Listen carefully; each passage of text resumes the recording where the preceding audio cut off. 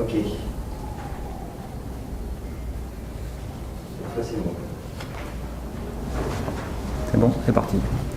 Donc merci à toutes et à tous de bien vouloir assister à cette conférence de presse relative à la proposition de loi que je viens de déposer concernant la libre utilisation des semences relevant du domaine public. Pour déjà donner un cadre de contexte à l'élaboration de cette proposition de loi, elle fait suite à la loi agriculture-alimentation qui avait dans son exposé, dans son contenu, proposé déjà que cette utilisation des semences paysannes soit autorisée. L'article 78 de mémoire exposait ça, il a été retoqué par le Conseil constitutionnel. Donc ça c'est le premier point que je voulais soulever. Pourquoi dans ce contexte faire une proposition de loi pour la libre utilisation des semences relevant du domaine public?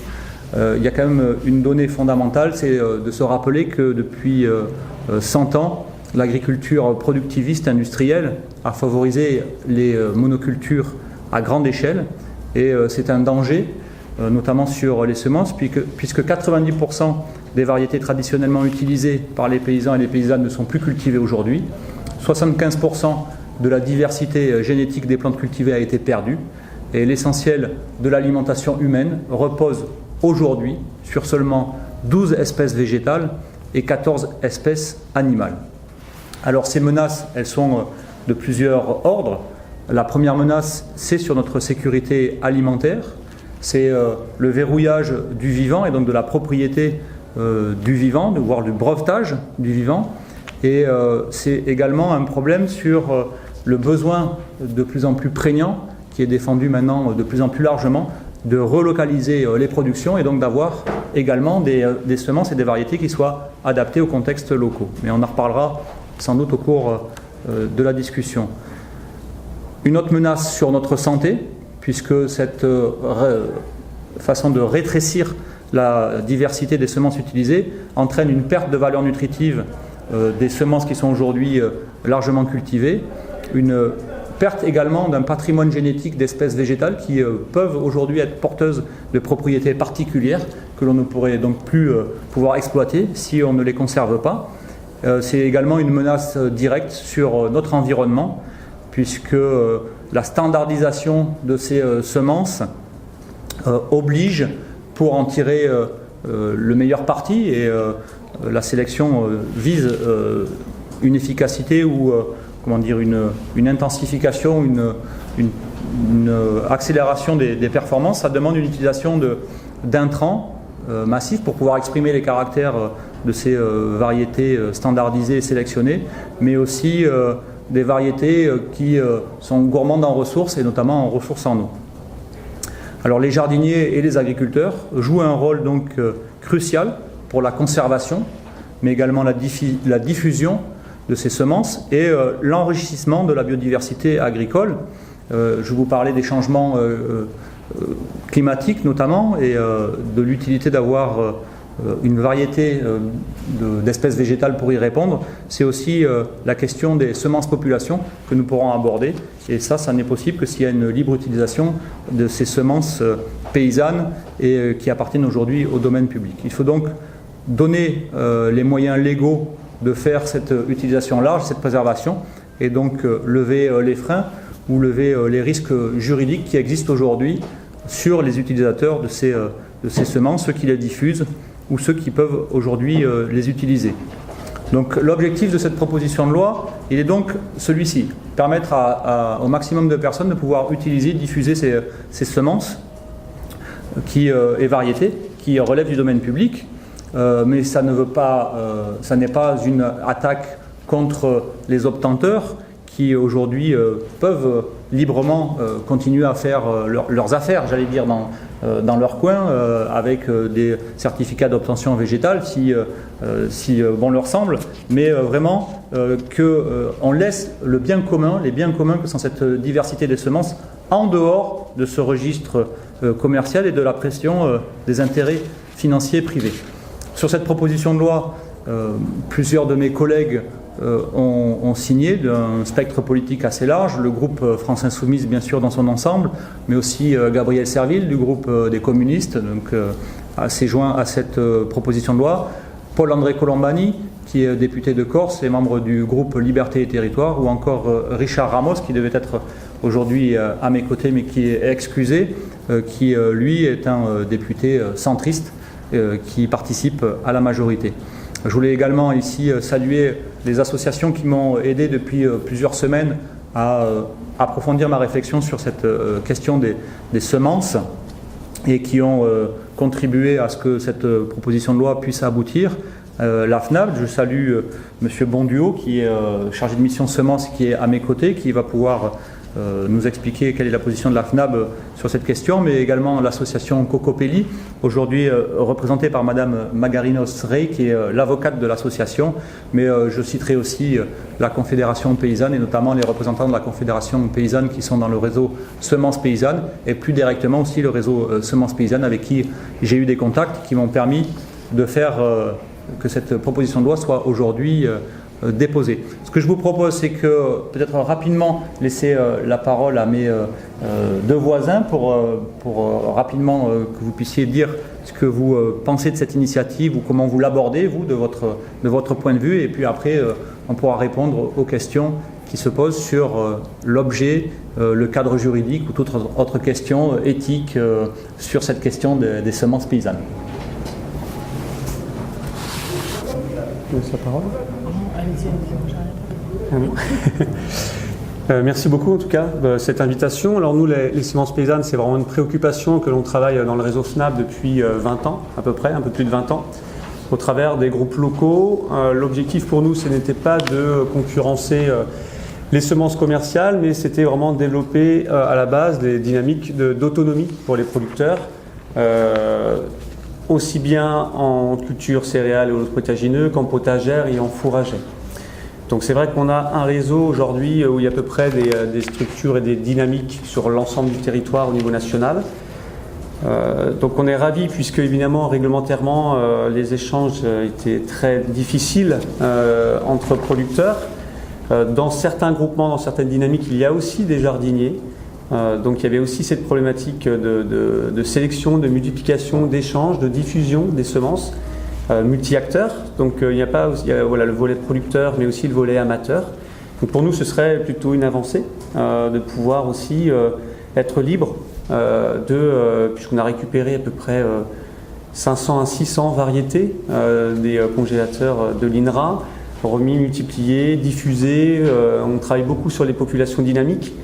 Donc c'est vrai que ça c'est vraiment pour nous une dynamique et une ambition pour l'ensemble du réseau FNAB, en tout cas d'accompagner les producteurs adhérents dans ce travail de sélection et surtout de valorisation de leur savoir-faire et comme vous le disiez brillamment, surtout le volet adaptation au territoire, et je pense que ça c'est vraiment une pierre angulaire pour nous, c'est que les variétés doivent être adaptées au territoire, ce qui n'est pas réellement le cas dans les semences commerciales actuelles, même commercialisées et sélectionnées en agriculture biologique, qui ne répondent pas obligatoirement aux besoins des producteurs et des productrices.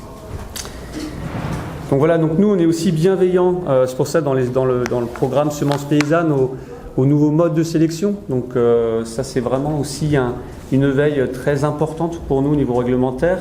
Évidemment nous sommes contre OGM et tous les attributs et toutes les nouvelles technologies qui s'y rapprochent. Donc pour nous, les semences paysannes sont des solutions pour contrer en fait aussi ces modifications génétiques.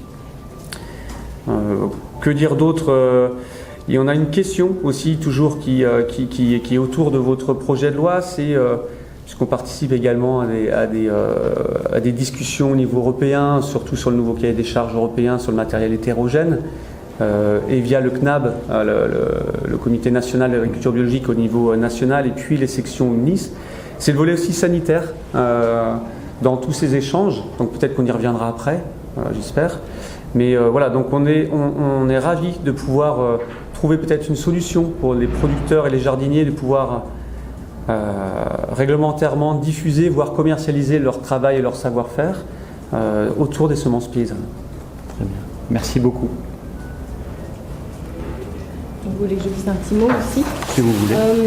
Au niveau de l'association Cocopelli, qui existe déjà maintenant depuis un peu plus de 20 ans et qui commercialise des variétés dites anciennes ou traditionnelles ou à pollinisation ouverte, qui sont donc reproductibles et libres de droit, par lot de environ 1500-2000 variétés par an, pratiquement. Donc c'est l'un des opérateurs qui met sur le marché une des plus grandes diversités en Europe de variétés particulièrement potagères sur le marché, et qui les offre aux agriculteurs professionnels pour certains d'entre eux, et puis sinon majoritairement à des utilisateurs non professionnels comme le sont les jardiniers amateurs ou alors les collectivités publiques. Et donc l'association a fait face à des démêlés judiciaires nombreux et qui ont duré très longtemps, et qui ont fini par tordre un peu l'interprétation, la lecture à donner aux dispositions de droit européen qui s'appliquent en matière de vente de semences. En définitive, la marge de manœuvre juridique existe pour permettre à une association comme Cocopelli ou d'autres, puisqu'il y en a beaucoup qui ont émergé en France sur tout le territoire et qui ont des activités un peu similaires, de faire de l'échange à titre gratuit mais aussi onéreux dès lors que les semences sont destinées à des utilisateurs non professionnels. Donc cette marge de manœuvre, elle existe dans le droit européen. Elle a été quelque peu niée en fait par la jurisprudence française. Et donc il s'agit ici, avec cette proposition de loi et aussi avec donc l'article 11 de la loi biodiversité et l'article 78 ensuite de la loi Egalim, de clarifier les choses définitivement, de sécuriser le cadre juridique et de permettre à ces activités de se dérouler en toute tranquillité juridique, si je puis dire, en exploitant ces possibilités légales qui existent dans le droit européen. Donc nous, c'est vrai qu'on est... ça fait déjà un certain temps qu'on travaille sur ces sujets-là, sur le terrain et aussi sur le plan juridique. On a été très déçus de voir que le Conseil constitutionnel invalidait d'abord l'article 11 de la loi biodiversité et que le Conseil constitutionnel revenait à la charge ensuite pour invalider encore l'article 78 de la loi Egalim en prétendant que cet article n'avait aucun rapport avec le projet de loi initial. Or, évidemment, c'était sans aucune motivation. On nous a simplement dit que c'était un cavalier législatif. Alors que qu'est-ce qui a plus de rapport avec l'agriculture et l'alimentation que les semences? Le Conseil constitutionnel a laissé pas mal d'articles qui avaient un lien beaucoup plus ténu avec le projet de loi initial dans le texte et a censuré certains articles qui avaient un lien évident avec le projet de loi initial, comme l'était donc l'article 78. Donc on s'aperçoit que il y a une espèce d'acharnement contre l'assouplissement du cadre réglementaire applicable aux semences. Ça tient peut-être à certains groupements d'intérêts très influents. Et il y a un acharnement qui se produit aussi bien sur le terrain judiciaire que sur le terrain législatif et le terrain, du Conseil constitutionnel, les juridictions suprêmes. Mais on voit que par cette proposition de loi, et puis celles qui ont été déposées par les autres groupes politiques aussi, parce que on a vu intervenir aussi les députés de la majorité, les députés du groupe UDI qui ont déposé une proposition de loi similaire, puis aussi au Sénat, plusieurs groupes politiques qui ont déposé des propositions de loi similaires. On voit que le terrain politique, en fait, il est prêt, il est mûr, et donc... je pense que ces verrous réglementaires vont bien finir un jour par se débloquer. Et donc cette initiative, elle est très positive parce qu'on s'aperçoit qu'en fait c'est tout le spectre politique qui est prêt à débloquer ces sujets-là qui sont très attendus dans la population, aussi bien par les consommateurs. On l'a vu avec l'audience extraordinaire de ce reportage qui est passé sur France 2 il n'y a pas longtemps, le Cache Investigation, et qui est très attendu aussi par la communauté donc, des associations qui font de la conservation de semences est très attendu aussi par les agriculteurs et spécialement les agriculteurs en bio. Et puis, je pense que ce qu'il faut dire aussi, c'est que cette proposition de loi, elle s'inscrit aussi dans un mouvement plus général d'ouverture de la législation semences, et on l'a vu déjà dans les dispositions qui ont été adoptées sur le nouveau règlement européen sur l'agriculture biologique. On sent déjà qu'il y a des prémices de volonté politique, et donc je pense que c'est le moment d'agir. On a une marge de manœuvre en France, juridique, sur laquelle on peut jouer, et cette proposition de loi contribue à amplifier et rendre vraiment réel ce mouvement. Très bien, merci bien. Effectivement, l'objet de cette proposition de loi est bien de continuer à essayer d'élargir cette brèche-là. Et ce que vous disiez sur la marge juridique qui existe, c'est une réalité sur la vente de semences à des utilisateurs non professionnels, mais donc l'objet est de sécuriser cela pour éviter ces déboires juridiques et le fait que voilà, il y a un flou qui est savamment entretenu aussi et des jurisprudences sur cette question-là, mais c'est également le cas sur les échanges entre professionnels, puisque l'entraide, qui était le cadre juridique qui permettait des échanges entre pairs, entre agriculteurs, existe, mais ne permet pas de sécuriser aussi parfaitement la circulation des semences paysannes. Donc je vous propose que maintenant, voilà, s'il y a des questions qui se font jour, et puis peut-être on pourra apporter quelques précisions, notamment sur les semences population, peut-être un petit peu après, et sur le rôle aussi de la puissance publique, et je pensais notamment à la recherche publique.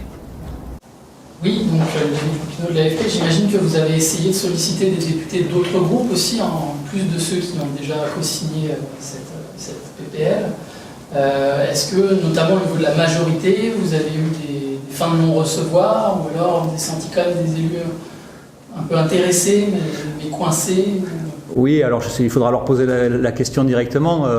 Effectivement, l'objectif de cette PPL, c'était de ce que disait Madame aussi, il y a une attention qui est portée, le groupe majoritaire a déjà fait des propositions qui regroupaient un package de 8 articles qui avait été retoqué par le Conseil constitutionnel, donc cette affaire des semences pour les jardiniers. Donc moi j'ai envoyé cette proposition à des députés que j'ai identifiés comme étant particulièrement intéressés par cette question-là. Donc c'était Dominique Potier notamment pour le groupe socialiste, mais également Sandrine Lefeur pour le groupe de la République En Marche. Des fins de non-recevoir, ou en tout cas un peu de timidité à vouloir remettre 1 euro dans la machine ou remettre un petit coup de pied dans la fourmilière pour qu'enfin on arrive à aboutir à ce que ce cadre législatif sécurise vraiment ce domaine-là.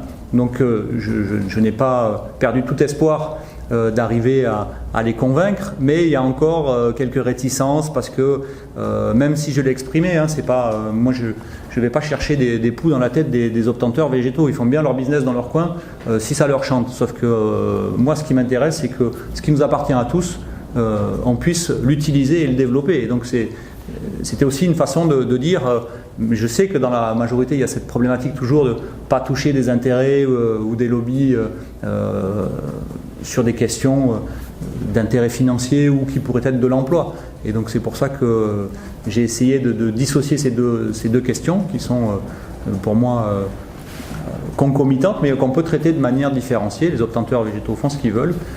Nous, on doit pouvoir faire ce qu'on veut aussi avec nos semences qui sont un patrimoine commun. Donc je pense que il y a encore cette timidité de quelques groupes, notamment du groupe majoritaire, à s'associer sur ces questions-là. Mais bon, il faut quand même dire, pour leur rendre hommage, que c'est le groupe, c'est aussi grâce au soutien du groupe majoritaire que l'article 78 a été voté dans la loi Egalim. Là, il faut dire qu'il y a quand même des députés qui se sont beaucoup battus, comme Barbara Pompili, Sandrine Lefeur aussi. Et aussi, il faut savoir que il y a une proposition de loi qui a été déposée, qui a été co-signée par 388 députés, y compris les députés de la majorité. Donc, en fait, je pense que ce qu'il faut saluer ici, c'est que sur cette question-là, il y a vraiment un consensus politique et que tous ensemble, vous allez réussir à débloquer ce sujet-là. C'est que ce consensus politique, il faut arriver quand même à le traduire de manière législative dans un cadre sûr. Ouais. Effectivement, il faut qu'on dépasse ces déclarations d'intention et ce blocage là, du Conseil constitutionnel sur cet article 78. Mais vous pensez que cette proposition de loi, elle va être mise à l'agenda? Peut-être pas celle-ci, mais celle du groupe majoritaire, et ensuite la vôtre sera intégrée dedans? Alors moi c'est pour ça que j'ai vraiment ciblé un semence sur cette proposition de loi, parce que quand j'ai vu celle de la majorité qui regroupait 8 articles, je pensais que c'était un peu plus compliqué de mettre à l'agenda une proposition qui regroupe 8 articles, qui du coup balaye un spectre bien plus large que les semences, que là, notamment quand j'avais discuté avec le nouveau ministre de l'Agriculture lors de ma proposition de loi sur la malbouffe, on avait eu un échange un petit peu sur cet article 78, et il se déclarait, lui, tout à fait favorable à ce qu'on le remette à l'agenda. Donc maintenant, s'il veut juste remettre l'article 78, je veux dire que cette proposition de loi, elle permet de cibler précisément, comme il dit, c'est chirurgical, quoi. S'il veut vraiment juste remettre ça, il peut. Si on veut aller plus loin et remettre 8 articles retoqués par le Conseil constitutionnel, mettons à l'agenda celui de la majorité. Moi, j'ai aucun souci là-dessus. Nous, comme toujours dans notre façon de travailler, c'est ce qui sont des propositions qui font avancer l'intérêt général. On ne chicaille pas à les signer ou à les soutenir quand ça va dans le bon sens. C'est bon, c'est la question que j'allais vous poser, la traduction législative de tout ça, si ça... Là, vous avez répondu à la question. Éventuellement, est-ce que ça pourrait s'intégrer dans une niche de la France insoumise si d'ici la niche, justement, ça n'évolue pas? Moi, je trouve que, franchement, c'est tellement d'importance. On a vu, vous avez cité l'émission où tout le monde l'a vu. Les enjeux, je les ai rapidement brossés quand même. C'est quand même pas des enjeux tout à fait secondaires. Sécurité alimentaire, santé, environnement, j'allais dire changement climatique, puisqu'on parlait aussi des semences population. C'est comment les semences s'adaptent aujourd'hui dans nos bassins de vie, dans nos régions, au changement climatique. J'aimerais bien qu'on n'attende pas la prochaine niche parlementaire de la France insoumise, qui sera donc en février 2020, pour remettre ces questions à l'agenda politique. Je veux dire, il y a une urgence absolue à ce que cette affaire-là soit réglée là, j'allais dire à l'automne, quoi. Ou alors c'est qu'on est encore dans des belles déclarations où on nous dit on va y penser, et puis d'ici 2-3 ans, on verra si on a la place pour mettre ça à l'agenda parlementaire. À mon sens, il faut le faire maintenant, ça serait quand même le minimum pour mettre en adéquation les discours. On a tous en tête le discours de politique générale du Premier ministre qui disait « c'est l'heure de l'accélération écologique ». Là, vous avez la pédale de l'accélérateur, monsieur le Premier ministre, elle est à votre disposition, donc si vous l'appuyez dessus, il n'y a qu'à. Faisons.